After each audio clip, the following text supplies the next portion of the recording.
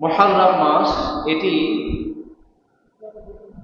আরবি বছরের প্রথম মাস। আলহামদুলিল্লাহ, আল্লাহ তাআলার কাছে আমরা শুরুতেই দোয়া করছি, আল্লাহ তাআলা যেন আমাদের অতীতের সকল গুনাহ ক্ষমা করে আমাদের তওবা কবুল করে নেন। সকলে বলি আমিন।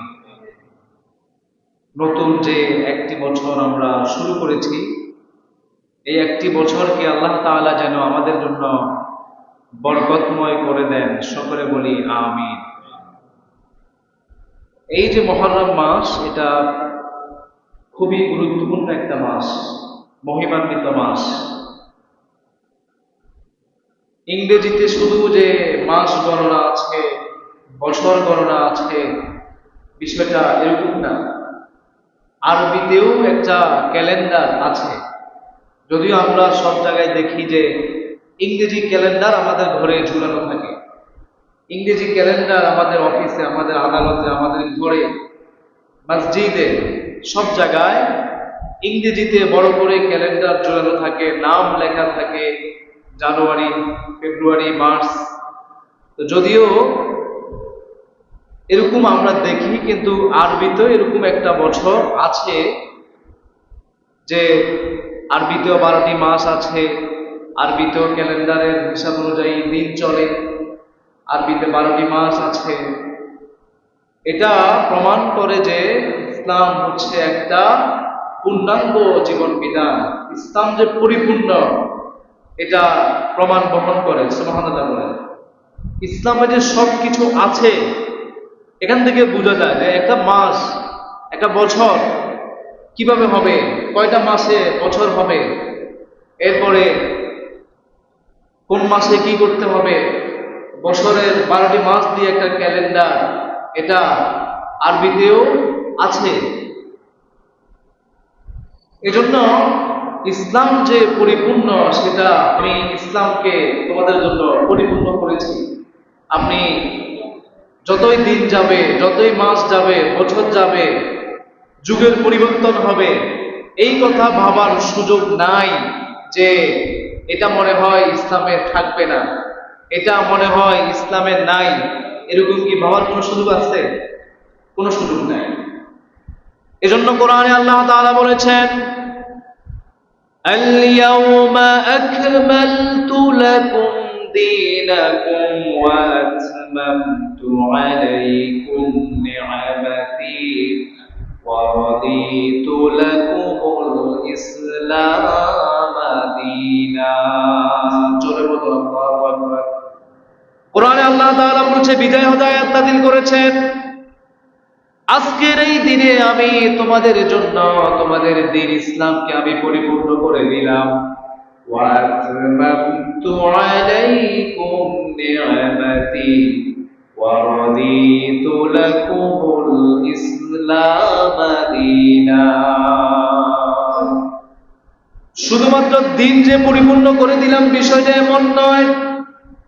তোমাদের জীবন পরিচালনা করতে গিয়ে কিয়ামত পর্যন্ত তোমাদের যে নিয়ামতগুলো দরকার হবে, তোমাদের জীবন পরিচালনা করার জন্য, সমাজ পরিচালনা করার জন্য, পরিবার পরিচালনা করার জন্য, তোমাদের রাষ্ট্র ব্যবস্থা পরিচালনা করার জন্য, তোমাদের অর্থনৈতিক ব্যবস্থা কেমন হবে, একটা দেশের অর্থনীতি কিভাবে চলবে, যাবতীয় বিষয়গুলো আমি ইসলামের ভিতরে দিয়ে ইসলামকে পরিপূর্ণ করে দিলাম। ওয়া রাদিতু লাকুমুল ইসলাম দীনা। আর ইসলামকে আমি তোমাদের জন্য পরিপূর্ণ করে দিয়ে আমি সন্তুষ্ট আছি। সুবহানাল্লাহ। মাস যে 12টি হবে, 12টি মাস দিয়ে যে বছর পরিপূর্ণ হবে, এটা কোনো মানুষ বানায়নি। স্বয়ং আল্লাহ তাআলা পৃথিবীর শুরু থেকে দিয়ে দিয়েছেন। কয়টি মাস হবে আল্লাহ তাআলা কোরআনে বলেছেন। সূরাতুত তাওবার 36 নম্বর আয়াতে আল্লাহ তাআলা সুন্দর করে বলেছেন, ইন্না ইদ্দাতাশ শুহুরি ইনদাল্লাহি 12 শাহরা في كتاب الله يوم خلق السماوات والأرض منها أربعة حرم ذلك الدين القيم فلا تظلموا فيهن أنفسكم কোরআনে আল্লাহ তাআলা বলেছেন ইন্না ইদ্দাতাশ শুহুর, মাসের যে গণনা, ইন্দাল্লাহি আল্লাহর কাছে, এটা ইসনা আশারা শাহরা, সুবহানাল্লাহ বলে 12টি মাস। এই 12টি মাস আপনি মনে করতেছেন যে মানুষ বানাইছে, আসলে কি মানুষ বানিয়েছে? আল্লাহ দিয়েছেন যে মাস হবে বছরে 12টি। কখন থেকে শুরু এটা? ইয়াউমা খালাকাস সামাওয়াতি ওয়াল আরদ, যেই দিন আল্লাহ তাআলা আকাশ জমিন সৃষ্টি করেছেন, ওই দিন থেকেই আল্লাহ তাআলার কাছে গণনার মাস হচ্ছে কয়টি? 12টি। সুবহানাল্লাহ। আল্লাহ তাআলা দিয়ে দিয়েছেন তোমাদের 12টি মাস হবে। সেই 12টি মাসের প্রথম মাস হচ্ছে মুহররম মাস। সুবহানাল্লাহ বলেন। যে 4টি মাস ইসলাম হারাম ঘোষণা করেছে, যে 4টি মাসকে ইসলাম সম্মানিত ঘোষণা করেছে, যে 4টি মাসকে ইসলাম শ্রেষ্ঠ ঘোষণা করেছে, তার মধ্যে একটি হচ্ছে মুহররম মাস। সুবহানাল্লাহ বলেন। এটা এই মাসকে আল্লাহর মাস বলা হয়েছে। সুবহানাল্লাহ বলেন। হাদিসে রাসূলুল্লাহ বলেছেন আফদালুস সিয়ামি বাদা রমাদানা শাহরুল্লাহিল মুহররম। আল্লাহ তাআলা রাসূল হাদিসে বলেছেন আল্লাহ তাআলার কাছে রমাদানের 30টি রোজার পরে সবচেয়ে গুরুত্বপূর্ণ যে রোজা, সেই রোজা হলো মুহররম মাসের রোজা। সুবহানাল্লাহ। একটি মাস রমাদানের সিয়াম পালন করেছেন ফরজ। ফরজের পর যদি কেউ প্রশ্ন করে এরপর কোন দিনের রোজা, কোন সময়ের রোজা আল্লাহর কাছে বেশি প্রিয়, শ্রেষ্ঠ, হাদিসে রাসূলুল্লাহ সাল্লাল্লাহু আলাইহি ওয়াসাল্লাম বলেছেন সেটা হচ্ছে মুহররম মাসের রোজা। সুবহানাল্লাহ। এই মুহররম মাসের ভিতরে একটা দিন আছে যেটা আরো গুরুত্বপূর্ণ। সেই দিনটা হচ্ছে মুহররমের 10 তারিখ, যেটাকে আমরা আশুরা বলি। কি বলি? আশুরা। এটা আপনারা সবাই শুনে আসছেন, আশুরা শব্দটার সাথে সবাই পরিচিত আছেন। আশুরা শব্দটি এসেছে আরবি আশারা শব্দ থেকে। আশারা মানে হচ্ছে 10। এজন্য মুহররম মাসের এই 10ম দিনকে আশুরা বলা হয়। এই 10 তারিখ আশুরা নামে বেশি পরিচিত। এই দিনে অনেক গুরুত্বপূর্ণ ঘটনা ঘটেছে। এই দিন কেন শ্রেষ্ঠ? এই মুহররমের 10 তারিখ আশুরার দিন আল্লাহ সুবহানাহু ওয়া তাআলা মূসা আলাইহিস সালামকে তার উম্মত সহ ফেরাউনের কবল থেকে মুক্তি দিয়েছেন এবং ফেরাউনকে লোহিত সাগরে ডুবিয়ে মেরেছেন। সুবহানাল্লাহ। কোরআনে আল্লাহ তাআলা সেটা তুলে ধরেছেন।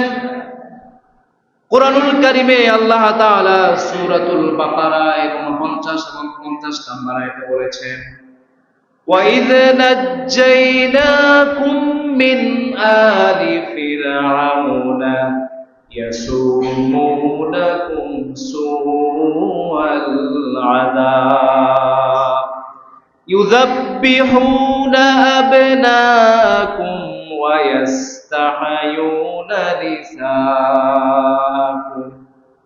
কোরআনে আল্লাহ তাআলা বলেছেন স্মরণ করো সেই সময়ের কথা, যে সময় আমি তোমাদেরকে বনি ইসরাইলকে ফেরাউনের কবল থেকে আমি মুক্তি দিয়েছিলাম, আর ফেরাউনকে আমি ডুবিয়ে মেরেছিলাম। লোহিত সাগরের মধ্যে ফেরাউন ডুবে গিয়েছে। ফেরাউনের কবল থেকে মূসা আলাইহিস সালামকে তার দলবল আল্লাহ তাআলা মুক্ত করেছেন। এটা ছিল আল্লাহ তাআলার পক্ষ থেকে বিশাল পরীক্ষা।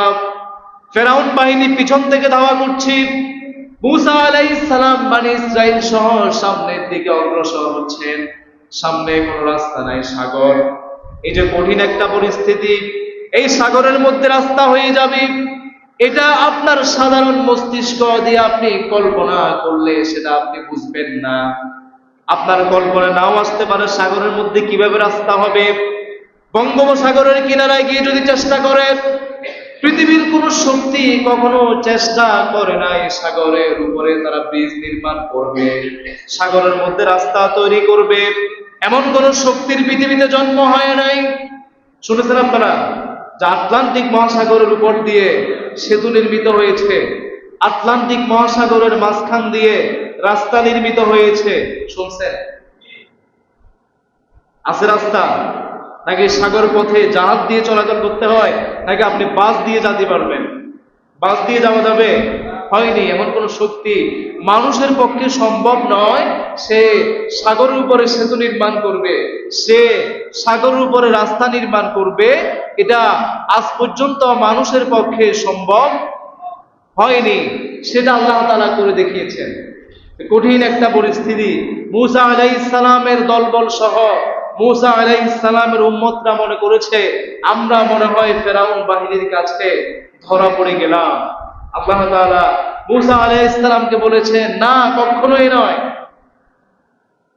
ইন্না রব্বি সায়াহদিন, কাল্লা, কখনোই নয়। মূসা আলাইহিস সালাম তার উম্মতদেরকে বলেছেন কখনোই হতে পারে না।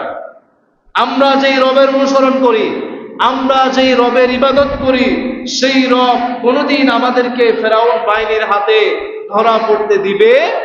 আল্লাহ যদি চান, আল্লাহ যদি হুকুম করেন, সাগরের মাঝখানে রাস্তা হওয়া এটা কোনো সেকেন্ডের, কোনো ন্যানো সেকেন্ডেরও বিষয় না। মূসা আলাইহিস সালামকে বলেছে তুমি সেই লাঠি দিয়ে সমুদ্রে আঘাত করো, সেই সমুদ্রে 12টি রাস্তা কে তৈরি করে দিয়েছেন? এজন্য কোরআনে আল্লাহ তাআলা বলেছেন, ওয়াফি যালিকুম বালাউম মির রাব্বিকুম আযীম ওয়া ইয ফারাকনা বিকুমুল বাহরা ফাআওজাইনাকুম ওয়া আগরাকনা আলা ফিরআউনা ওয়া আনতুম তানজুরুন। কোরআনে আল্লাহ তাআলা বলেছেন, স্মরণ করো সেই সময়ের কথা যখন আমি তোমাদের জন্য সমুদ্রকে বিদীর্ণ করে দিলাম, সমুদ্রের মধ্যে রাস্তা তৈরি করে দিলাম, আর ফেরাউন বাহিনীকে ডুবিয়ে মারলাম। সেই কঠিন পরিস্থিতিতে ফেরাউন বাহিনীর হাত থেকে মূসা আলাইহিস সালাম এবং তার উম্মতদেরকে আল্লাহ রাব্বুল আলামিন যেই দিন মুক্তি দান করেছেন, সেই দিনটাই হলো মুহররম মাসের 10 তারিখ। সুবহানাল্লাহ। রাসূল সাল্লাল্লাহু আলাইহি ওয়াসাল্লাম মক্কা থেকে হিজরত করে কোথায় গেলেন? মদিনায় গেলেন। মদিনায় যখন গেলেন, হাদিসে আসছে লাম্মা কদিবান নবী সাল্লাল্লাহু আলাইহি ওয়াসাল্লাম আল মদিনাতা, রাসূল সাল্লাল্লাহু আলাইহি ওয়াসাল্লাম যখন মক্কা থেকে মদিনায় গেলেন, ফারাআল ইয়াহুদা তাসুমু ইয়াওমা আশুরা, তখন রাসূল সাল্লাল্লাহু আলাইহি ওয়াসাল্লাম ইহুদিদেরকে দেখলেন তারা মুহররম মাসের 10 তারিখ রোজা রাখছে। ইহুদিরা হচ্ছে তারা মূসা আলাইহিস সালামের অনুসারী ছিল, যারা বলে যে আমরা তাওরাতের অনুসারী। রাসূল সাল্লাল্লাহু আলাইহি ওয়াসাল্লাম যখন দেখলেন তারা রোজা রাখছে, ফাকালা রাসূলুল্লাহ সাল্লাল্লাহু আলাইহি ওয়াসাল্লাম, রাসূল সাল্লাল্লাহু আলাইহি ওয়াসাল্লাম বলেন, মা হাযা, এটা কি? তোমরা এই 10 তারিখ, মুহররমের 10 তারিখ কেন তোমরা রোজা রাখো?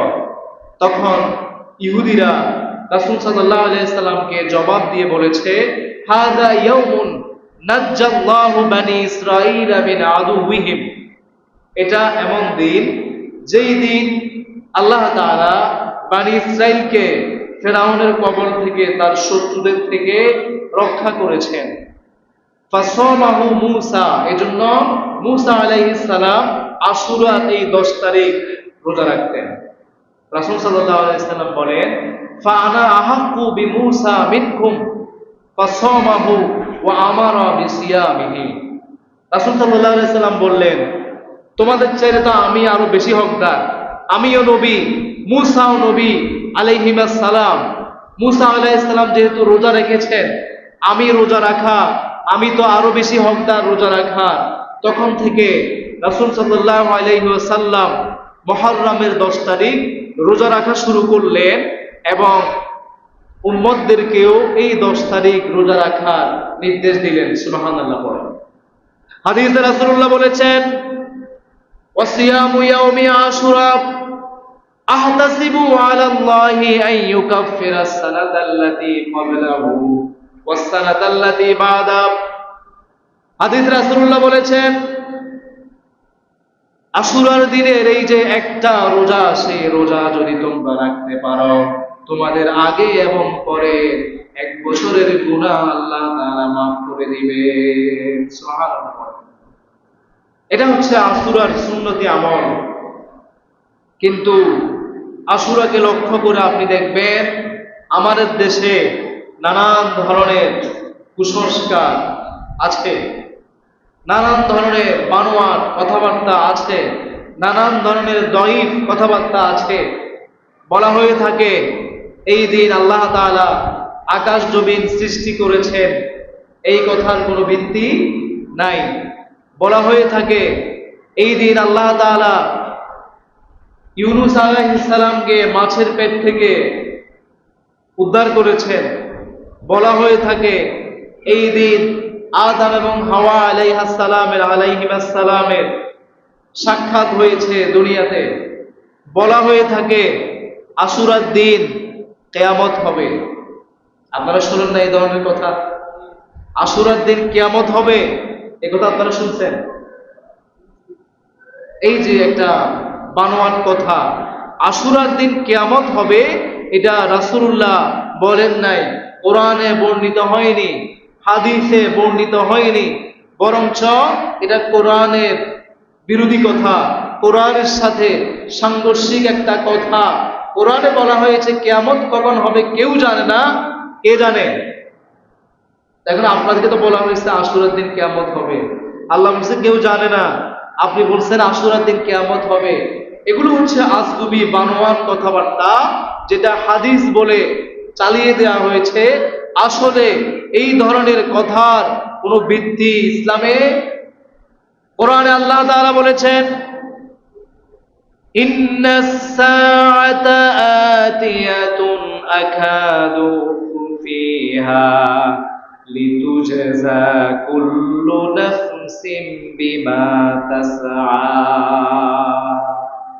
কোরআনে আল্লাহ তাআলা বলেছেন কিয়ামত কখন হবে, সেই কিয়ামতের সময়টা আমি গোপন রাখতে চাই, সেটা একমাত্র আমি জানি, আর কেউই জানে না, যাতে করে মানুষ কিয়ামতের দিন প্রতিটা কর্মের প্রতিদান তাদেরকে যাতে দিতে পারি, তাদেরকে যাতে দেয়া যেতে পারে, তাদেরকে কিয়ামতের দিন প্রতিটা কর্মের প্রতিদান দেওয়ার জন্য আল্লাহ তাআলা বলেছেন, সেই কিয়ামতের দিনের কথা আমি আল্লাহ তাআলা গোপন রাখলাম। এটা কেউই জানে না, এটা একমাত্র আমি জানি। আর আপনাদেরকে বলা হয়েছে আশুরার দিন কিয়ামত হবে, এটার কোনো ভিত্তি আসলে নাই। এখন আশুরার দিন আমাদের কি কি কাজ হবে? আশুরার দিনে প্রথম নাম্বার কাজ হবে আমরা রোজা রাখবো সেই দিন। হাদিসে রাসূলুল্লাহ সাল্লাল্লাহু আলাইহি সাল্লাম বলেছেন, আন আব্দুল্লাহ ইবনে আব্বাস রাদিয়াল্লাহু তাআলা আনহুমা, হযরত আব্দুল্লাহ ইবনে আব্বাস রাদিয়াল্লাহু তাআলা আনহুমা থেকে বর্ণিত, ইয়াকুলু হিনা সামা রাসূলুল্লাহ সাল্লাল্লাহু আলাইহি ওয়াসাল্লাম ইয়াউমা আশুরা। রাসূল সাল্লাল্লাহু আলাইহি ওয়াসাল্লাম যখন আশুরার দিন রোজা রাখা শুরু করলেন, তখন তিনি বললেন, ওয়া আমারা বিসিয়ামিহি, যখন সাহাবায়ে কেরাম ও রাসূলের সাথে এই রোজা রাখা শুরু করলেন, ক্বালু ইয়া রাসূলুল্লাহ ইন্নাহু ইয়াউমুন তুআযযিমুহুল ইয়াহুদু ওয়ান নাসারা। রাসূল সাল্লাল্লাহু আলাইহি সাল্লামকে সাহাবায়ে কেরাম লক্ষ্য করে বললেন, ইয়া রাসূলুল্লাহ, আমরা যে আশুরার এই দিনকে রোজা রাখছি, আশুরার এই দিনকে যে আমরা সম্মান করছি, আশুরার এই দিনকে যে আমরা কদর করছি, এই দিনকে তো ইহুদি এবং নাসারাও কদর করে, এই দিনটাকে ইহুদি এবং নাসারা সম্মান করে। তখন রাসূল সাল্লাল্লাহু আলাইহি সাল্লাম বলেন, ফাইদা কানাল আমুল মুকবিল ইনশাআল্লাহু সুন্না ইয়াউমাত তাসিয়া। যদি আগামী বছর আমি জীবিত থাকি, তাহলে আগামী বছর থেকে আমরা আশুরার সাথে 9 তারিখেও আরেকটা রোজা রাখবো, যাতে করে ইহুদিদের সাথে আমাদের কোনো সাদৃশ্যতা না থাকে। সুবহানাল্লাহ। আপনারা কি বুঝছেন বিষয়টা? ইহুদিরাও 10 তারিখ রোজা রাখে, আমরাও 10 তারিখ রোজা রাখি।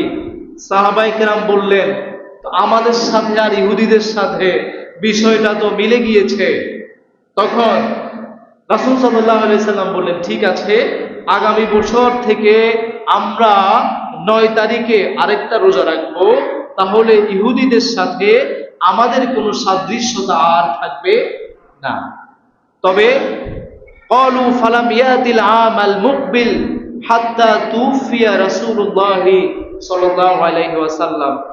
বর্ণনাকারী বলছে, রাসূল বলেছে আগামী বছর জীবিত থাকলে আমি 9 তারিখ রোজা রাখতাম, কিন্তু রাসূল সাল্লাল্লাহু আলাইহি ওয়াসাল্লাম এর আগেই দুনিয়া থেকে বিদায় নিয়ে চলে গিয়েছেন।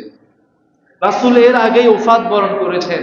এই কারণে রাসূল আর 9 তারিখ রোজা রাখতে পারেনি।